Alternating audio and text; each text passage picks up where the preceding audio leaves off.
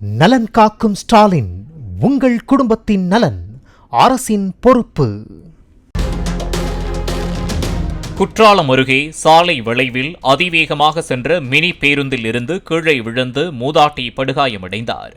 தென்காசியிலிருந்து குற்றாலம் அருகே உள்ள ஆயிரப்பேரி வரை இயக்கப்படும் PKM என்ற தனியார் மினி பேருந்தில் அந்த மூதாட்டி பயணித்தார். பாட்டப்பத்து பகுதியில் மினி பேருந்து அதிவேகமாக சென்றபோது படிக்கு எதிரே இருந்த இருக்கையில் அமர்ந்திருந்ததாக கூறப்படும் மூதாட்டி வெளியே தவறி விழுந்தார்.